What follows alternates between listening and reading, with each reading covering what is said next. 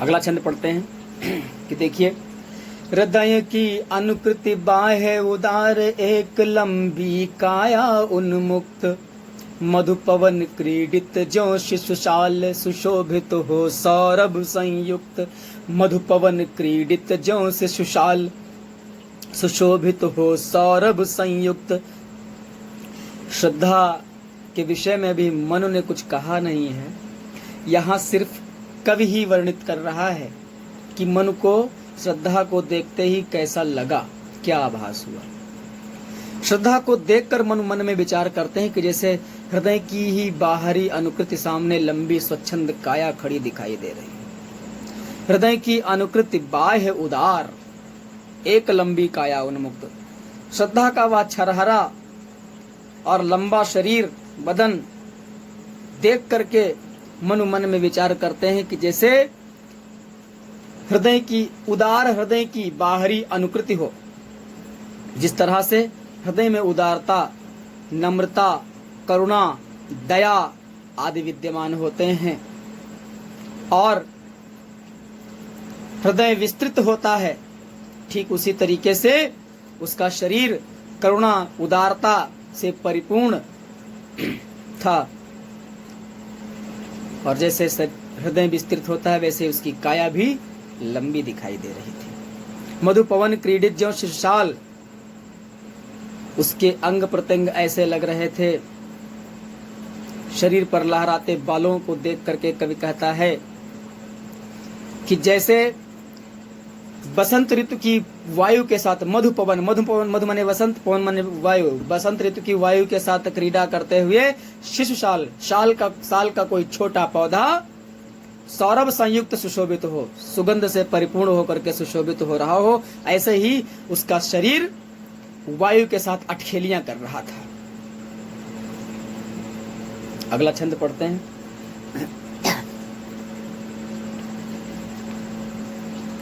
मसृण गांधार देश के नील रोम वाले मेसों के चर्म ढक रहे थे, उसका वपुकांत बन रहा था वह कोमल वर्म। मसृण माने मुलायम, मांसल से मसृण बनाए, मांस मुलायम होता है तो मसृण का अर्थ भी मुलायम हुआ। मसृण गांधार देश के नील रोम वाले, नीले रोए वाले, काले रोए वाले। नील शब्द जो यहाँ प्रयोग किया गया है वो काले के लिए प्रयोग किया गया है। कई जगह पर नील शब्द का प्रयोग किया गया है और नीला जब ज्यादा गाढ़ा हो जाता है तो काला बन जाता है, तो नीला शब्द काले के लिए प्रयोग किया गया है। नील रोम वाले मेषों के चर्म, तो देखिए मसृण गांधार देश के नील, गांधार देश में पाए जाने वाले नील रोम वाले, काले रोए वाले भेड़ की, मसृण माने मुलायम, चर्म माने खाल को पहने हुए श्रद्धा अत्यंत सुशोभित हो रही थी और वह काली मेष चर्म उसके शरीर पर ऐसे सुशोभित हो रही थी, ऐसी दिखाई दे रही थी जैसे बन रही थी वह कोमल वर्म। ढक रहे थे उसका वह पुकांत, वह मेष चर्म उसके सुंदर शरीर को ऐसे ढके हुए थी जैसे उसके सुंदर और कोमल शरीर के लिए कोमल कवच बनी हुई हो। बन रही थी वह कोमल वर्म, वर्म माने कवच। वैसे तो कवच कठोर हुआ करती है, लेकिन यहाँ पर कोमल शरीर के लिए कठोर कवच का प्रयोग नहीं किया जा सकता था, इसलिए कोमल शरीर के लिए कोमल कवच का ही प्रयोग किया गया है। फिर से देखिएगा, मसृण गांधार देश के नीले रोम वाले मेषों के चर्म ढक रहे थे, उसका वपुकांत बन रहा था वह कोमल वर्म। गंधर्व देश में पाए जाने वाले काले भेड़ों की सुंदर और मुलायम खाल उसके शरीर को इस प्रकार से ढके हुए थे जैसे उसके शरीर की कोमल कवच बने हुए थे। और देखते हैं कि नील परिधान बीच सुकुमार खुल रहा, मृदुल अध खुला अंग खिला हो, जो बिजली का फूल मेघ बन बीच गुलाबी रंग। देखिए कि नील परिधान बीच सुकुमार, उन काले काले वस्त्रों के बीच में उसका सुकोमल और सुंदर लाल शरीर, खुल रहा मृदुल अधखुला अंग, उसका कोमल और अधखुला हुआ अंग अत्यंत सुशोभित हो रहा था। कहने का तात्पर्य यह है कि वह काली मेष चर्म उसके पूरे शरीर को नहीं ढक पा रही थी, कुछ शरीर तो उससे ढका था और कुछ शरीर जो बाहर चमक रहा था वह अत्यंत आकर्षक लग रहा था। उसे देख करके कवि देखिए क्या कल्पना कर रहा है कि नील परिधान बीच सुकुमार खुल रहा मृदुल अधखुला अंग, खिला हो ज्यों बिजली का फूल मेघ बनी बीच गुलाबी रंग। उत्प्रेक्षा अलंकार के माध्यम से बात कही गई है।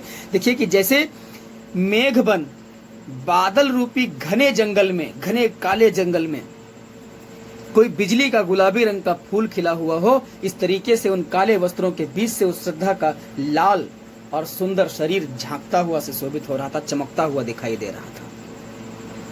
जैसे बादलों में बीच बीच में बिजली चमक करके एक अनोखा सौंदर्य बिखेर जाती है, ठीक वैसे ही उन काले मेषचर्म में जो उसके शरीर पर खाल लपेटी हुई थी भेड़ की, उस काली खाल के बीच से उसका झलकता हुआ, थोड़ा थोड़ा चमकता हुआ, बाहर दिखाई देता हुआ शरीर बिजली की चमक के समान सुशोभित हो रहा था, दिखाई दे रहा था। फिर से देखिएगा एक बार पूरा देखिए।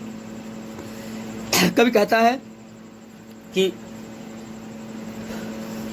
उन नीले वस्त्रों, परिधान माने वस्त्र, उन नीले वस्त्रों के बीच में श्रद्धा का वह सुकोमल अंग जो बाहर दिखाई पड़ रहा था, ऐसा दिख रहा था जैसे काले घने बादल रूपी जंगलों के बीच में कोई बिजली का गुलाबी रंग का फूल खिल गया हो।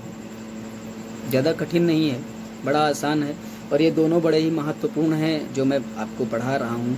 एक तो मसरण गांधार देश के नील रोम वाले मेषों के चर्म ढक रहा था, उसका उपकांत बन रहे थे वह कोमल वर्म, और दूसरा या कि नील परिधान बीच सुकुमार खुल रहा मृदुल खुला अंग, खिला हो जो बिजली का फूल मेघबन बीच गुलाबी रंग। कई बार पूछे जा चुके हैं परीक्षा में, बोर्ड की परीक्षा में, तो सही तरीके से इनको पढ़ लीजिए। जो ना समझ में आए मुझसे जब चाहो तब आप पूछ सकते हो। अगला पढ़ते हैं।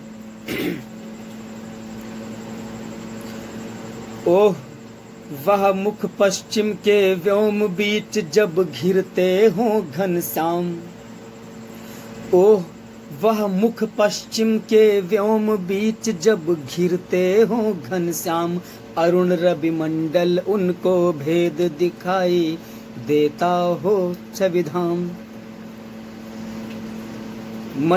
मन में विचार करते हैं, आश्चर्य प्रकट करते हैं, कहते हैं कि अरे वह मुख, इतना सौंदर्य शायद ही संसार में कहीं हो। उसकी तुलना करते हुए कहते हैं कि पश्चिम के आकाश में, पश्चिम के व्योम माने आकाश, पश्चिम के आकाश में जब सूर्य अस्त होने पर होता है, ऐसे समय में जब काले बादलों के बीच से कहीं उसका लाल घेरा उन बादलों को चीर करके बाहर दिखाई देता है, ठीक वैसा ही सौंदर्य उसके काले बालों के बीच से उसके मुख का था। अभी तक उसके अंग प्रत्यंग का, उसके पूरे शरीर का वर्णन कर रहे थे, अब कवि उसके मुख की बात करता है। श्रद्धा के मुख के चारों ओर उसके घुंघराले बाल सुशोभित थे, और उन घुंघराले काले बालों में से उसका चेहरा, उसका लाल मुख ऐसा सुशोभित हो रहा था, ऐसा चमक रहा था जैसे काले बादलों को फाड़ करके सूर्य का लाल गोला चमकता हो। फिर से देखिए एक बार कि ओह वह मुख पश्चिम के व्योम, अरे उस मुख का सौंदर्य। जब कहीं पश्चिम के आकाश में, कवि कहता है कि उस मुख का सौंदर्य तो ऐसा था कि जैसे पश्चिम के आकाश में काले बादलों से घिरा हुआ अस्त होते हुए सूर्य का लाल गोला उन काले बादलों को फाड़कर अरुण रविमंडल उनको भेद, अरुण माने लाल, रविमंडल सूर्य का गोला, सूर्य का वह लाल गोला उनको फाड़, उन बादलों को फाड़ करके दिखाई देता हो छविधाम, बाहर चमकता है। ठीक वैसा ही वह मुख सौंदर्य का भंडार दिखाई, उसके बालों के बीच से चमकता हुआ सौंदर्य का भंडार दिखाई दे रहा था।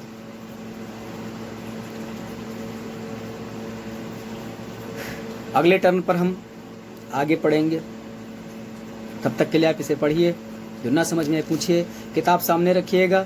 जिस शब्द का अर्थ समझ में ना आया हो वो शब्द मुझसे पूछिएगा समय रहते ही, और आशा करता हूँ कि आप लोग सही तरीके से पढ़ेंगे, और जो समस्याएं होंगी आप हमसे शेयर करेंगे, हमसे पूछेंगे, और हम हर संभव आपकी समस्याओं का निदान करने की कोशिश करेंगे।